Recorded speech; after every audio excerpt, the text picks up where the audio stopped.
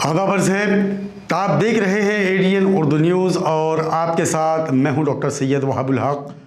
خبروں کے سلسلے کو شروع کرنے سے پہلے آئیے ڈالتے ہیں ایک نظر دن بھر کی اہم خبروں پر۔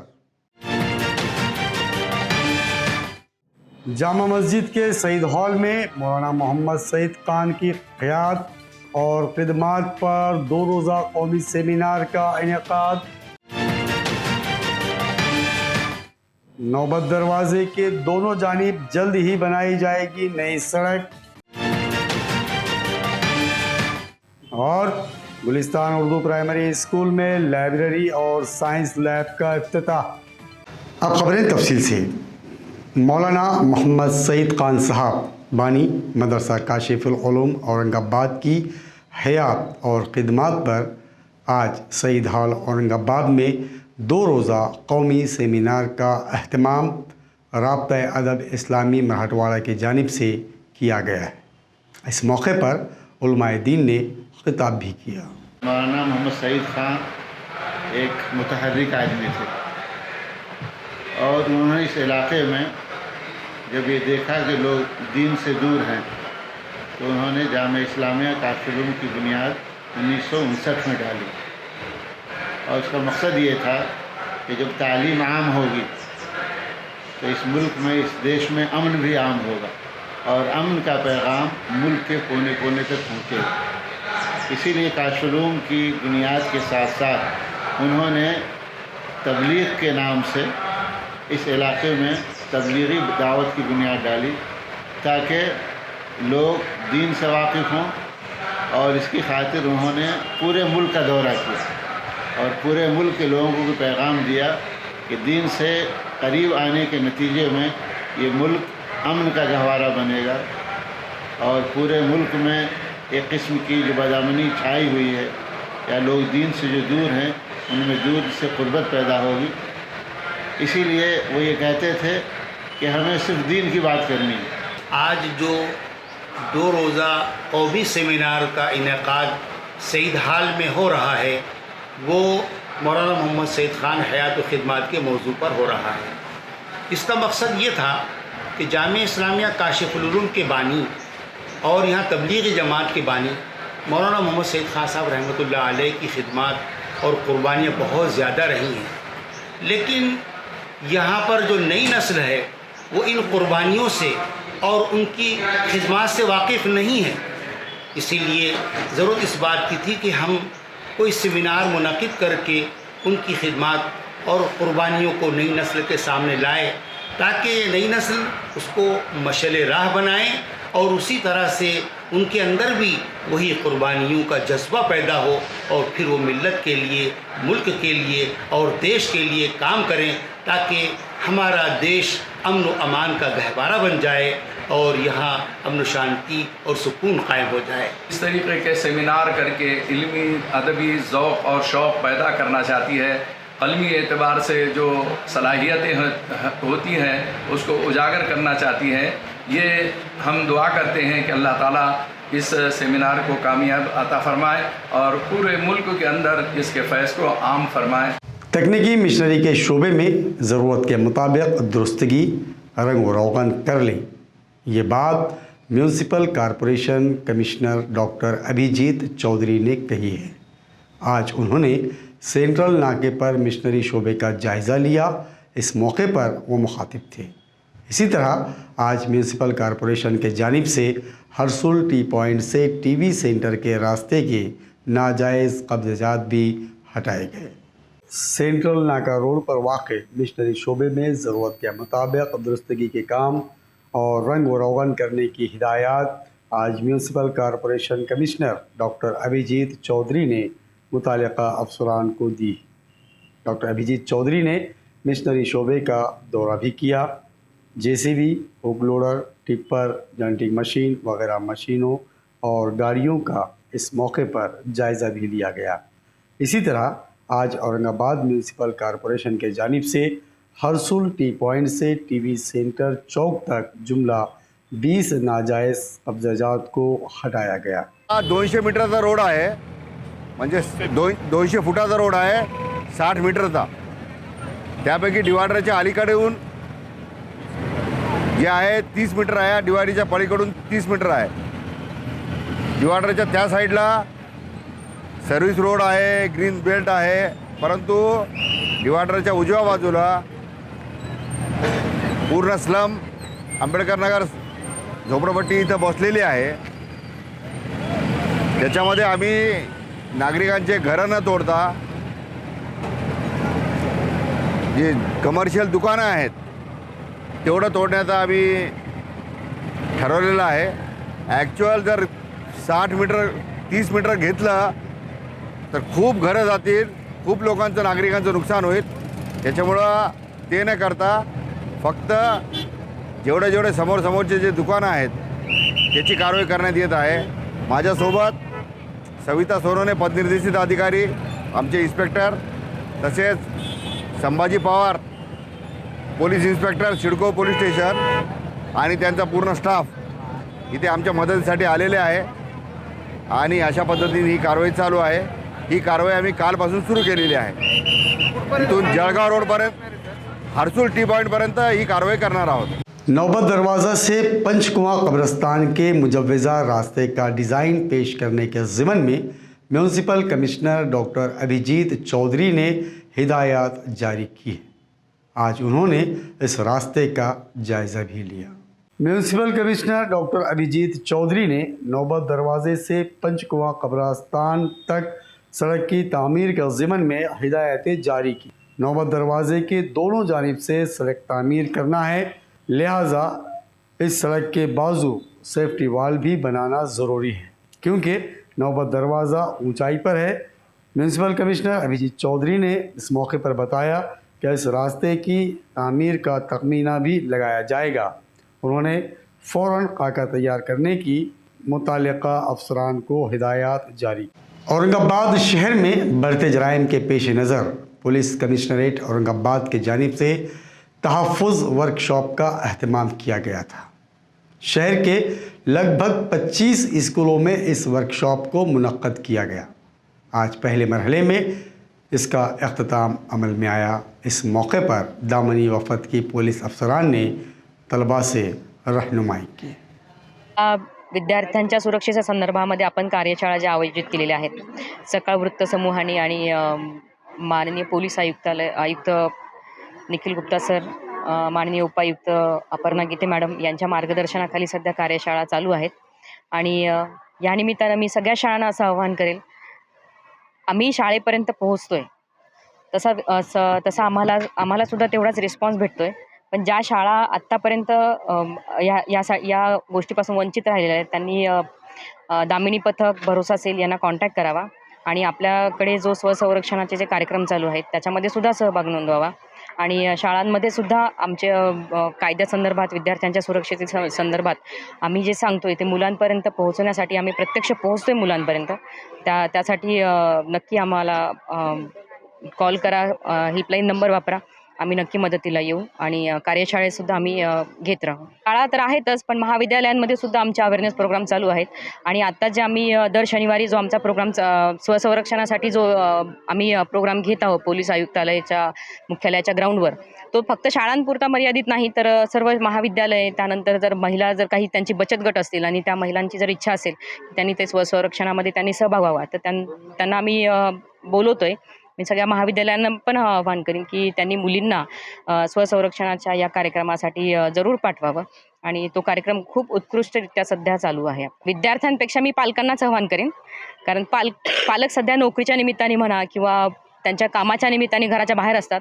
आपली मुलं काय करतात याचा थोडासा एक संवेदनशीलपणे विचार पालकांनी करायचा आणि ती आपलीच मुलं आहेत आणि त्यांच्यावर लक्ष ठेवणं ही पालकांची तेवढीच जबाबदारी आहे. त्यामुळे जे अवेअरनेस आम्ही जो प्रोग्राम घेतोय ते घरी जाऊन किमान एकदा विचारायला तरी पाहिजे पालकांनी, किंवा नेमकं शाळेमध्ये आता काय घडलंय, तो संवाद होणं पालकांचं महत्त्वाचं आहे.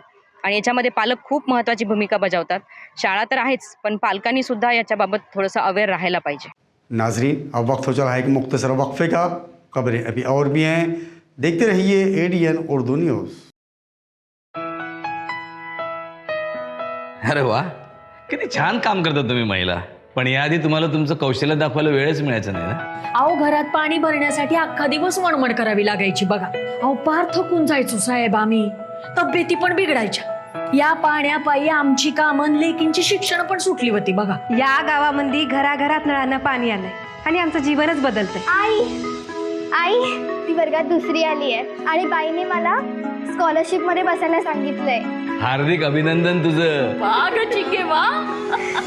ग्रामीण भागातील या महिलांची पिण्याच्या पाण्यासाठी करावी लागणारी वणवण कायमची संपवून, त्यांचे कष्ट कमी करून, त्यांच्या कौशल्यास तसेच त्यांच्या मुलींच्या शिक्षणास वाव मिळवून देऊन ग्रामीण जीवनमान उंचवणे, त्यांचे आरोग्य उत्तम राखणे, हेच आपल्या जलजीवन अभियानाचं मुख्य उद्दिष्ट आहे. हर घर नल से जल, जल जीवन अभियान, पाणी पुरवठा व स्वच्छता विभाग, महाराष्ट्र शासन.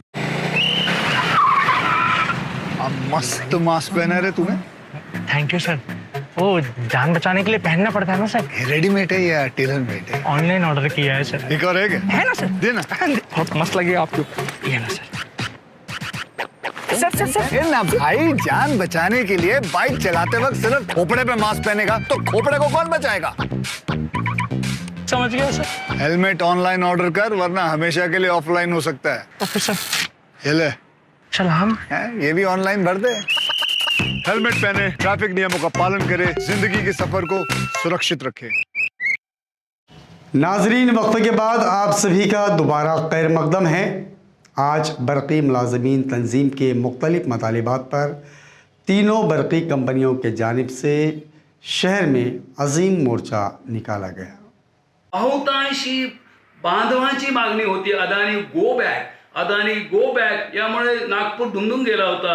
आणि अशात माननीय उदय सामंत साहेबांनी आश्वस्त केलं मोर्चाकऱ्यांच्या नेतृत्वाला की आम्ही तुम्हाला माननीय उपमुख्यमंत्री महोदय सोमवारी किंवा मंगळवारी विधानसभेमध्ये आम्ही त्यांच्याकडे हे आपलं निवेदन देऊ आणि वेळ प्रसंगी आपल्या शिष्टमंडळाला पुनश्व नागपूरला चर्चेसाठी पाचारण करू.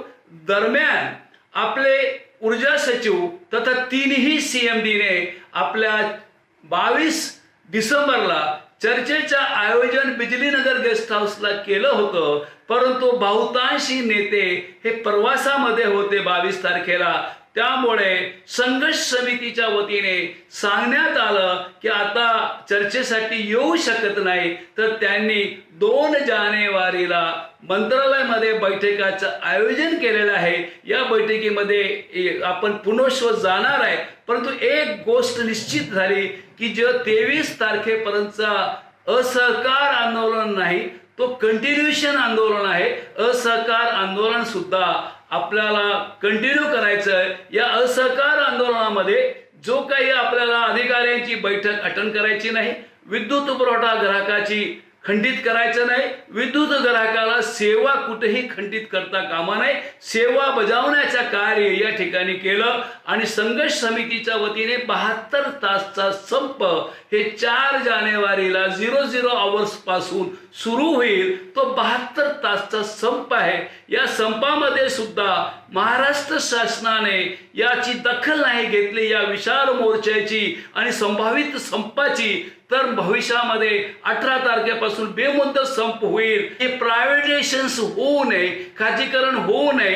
तिन्ही कंपन्या हे नफ्यात आहे. महावितरण, महापारेषण, महाजनको हे नफ्यात असल्यामुळे भांडवलदारांच्या घशामध्ये हे देऊ नये. अशीच एकजूट राहील. कोणतीही संघटना हे आपल्या सर्व बांधवांना संपामध्ये सहभागी करण्यासाठी काल सर्व वक्त्यांनी आश्वस्त केलं. म्हणून आपण पुनश्व विशाल मोर्चामध्ये सामील झाल्याने त्यांचे साक्षीदारांचं आम्ही आभार व्यक्त करतो. पीपल्स एजुकेशन सोसाइटी में बदउनवानियाँ हो रही हैं. इस तरह का इल्ज़ाम आयद करते हुए मुताल्लिक़ा अफराद पर मुक़दमात दाखिल किए जाएँ, इस तरह का मुतालबा एडवोकेट सतीश बोरारकर ने अपने सभापति कॉन्फ्रेंस में किया है। दिनांक 20/12/2022 रोजी पोलीस स्टेशन छावणी येथे तक्रार दिली। त्या तक्रारीच्या बाबतीत माननीय ज्युडिशियल मॅजिस्ट्रेट फर्स्ट क्लास यांनी 156(3) खाली गुन्हा नोंदविण्याचे आदेश दिले होते। त्याप्रमाणे ती तक्रार दाखल केली आणि त्या तक्रारीच्या अनुषंगानं डॉक्टर SP गायकवाड आणि अभिजित वाडेकर यांच्यावरती कलम 406 भादवीप्रमाणे गुन्हा नोंदविण्यात आलेला आहे। जेव्हा ह्या रिपोर्ट सगळ्या प्रेसमध्ये गेल्यात आणि पेपर्समध्ये न्यूज पब्लिश झाल्यात, त्यावेळी त्यांनी त्यात एक्सप्लेनेशन असं दिलं होतं की हा गुन्हा गैरसमजुतीतून दाखल करण्यात आलेला आहे। त्याचं एक्सप्लेनेशन व्हावं म्हणून ही आजची पत्रकार परिषद बोलविण्यात आलेली होती। PES इंजिनिअरिंग कॉलेजमध्ये आर्थिक घोटाळे झालेत। 2013 पासून 2018 पर्यंत अनेक बांधकामं झालीत आणि हे बांधकामे कुठल्याही प्रकारच्या निविदा न मागविता, कुठल्याही प्रकारचा जनरल बॉडीचा ठराव पास करून न घेता किंवा संमती न घेता हे सगळे बांधकामं करण्यात आलेली आहेत आणि त्यात अजून बरेचसे घोटाळे करण्यात आलेले आहेत आणि त्यासाठी कुठेतरी ह्या सगळ्या गोष्टींना आळा बसावा, पायबंद व्हावं म्हणून मी ही सगळी उठाठेव केलेली आहे, कंप्लेंट दिलेली आहे आणि केवळ त्या अनुषंगाने एक्सप्लेनेशन पूर्ण व्हावं म्हणून मी ही आजची पत्रकार परिषद बोलवली। 5 ट्रिलियन इकनॉमी का ख्वाब शर्मिंदा ताबीर होगा, इस तरह का तयक्कुन वज़ीर मुमलिकत बराए मालियात डॉक्टर भागवत करार ने ज़ाहिर किया है। वो आज ऑल इंडिया कॉन्फ्रेंस की अख्तामी तकरीब से खिताब कर रहे थे। I want to tell you that after becoming a minister, when I met Honorable Prime Minister Modi ji, he has told me to work on 3 factors. One is a financial inclusion, second, financial literacy, and third, digital transactions. These 3 factors are very important to include common man of this country in finances.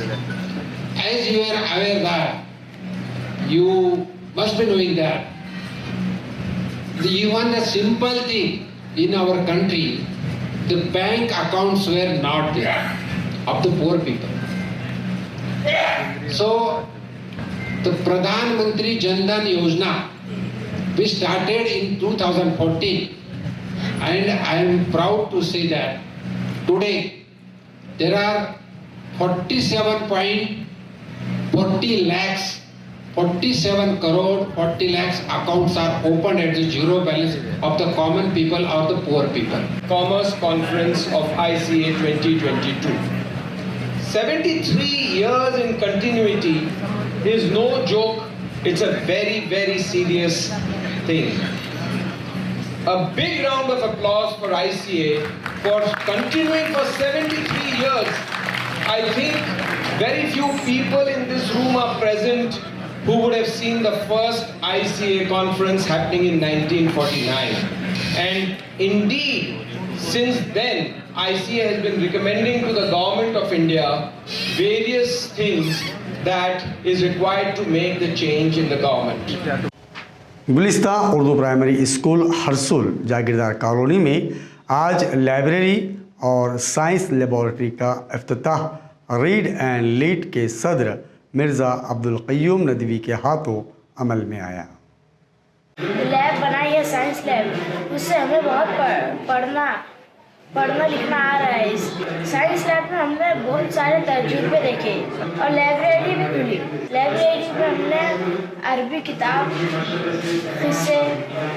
किस्से पढ़े और उनकी कहानियाँ पढ़े, जिससे हमें पढ़ना लिखना आ रहा है। इसलिए उस्ताद के लिए हम कुछ कहना चाहते हैं। अदब भी एक करीना है मोहब्बत के करीनों में, अदब भी एक करीना है मोहब्बत के करीनों में, उस्ताद एक नगीना है जन्नत के नगीनों में। ये जो असलम सर ने साइंस लैब खोली है, ये हमारे पढ़ाई के लिए बहुत अच्छी है और इसमें हमने बहुत सारे तजुर्बे और हमको इस साइंस का पॉइंट समझ में आया। हमने इसमें हल्का भारी ये सब चीज़ें सीखी और लाइब्रेरी में हमको पढ़ना आया, किससे जनरल नॉलेज जैसा हमको मालूम पड़ा। खबरों के सिलसिले को खत्म करने से पहले आइए डालते हैं फिर से एक नज़र दिन भर की अहम खबरों पर। जामा मस्जिद के सईद हॉल में मौलाना मोहम्मद सईद खान की क़यादत और खिदमात पर 2 रोज़ा कौमी सेमिनार का इनेकाद। नौबत दरवाजे के दोनों जानिब जल्द ही बनाई जाएगी नई सड़क। और गुलिस्तान उर्दू प्राइमरी स्कूल में लाइब्रेरी और साइंस लैब का इफ्तिताह। नाजरीन, ये थी आज की खबरें। कल फिर मुलाकात होगी नई खबरों के साथ। तब तक अपना ख्याल रखिए और देखते रहिए ADN उर्दू न्यूज़, आवाज़ हर दिल की।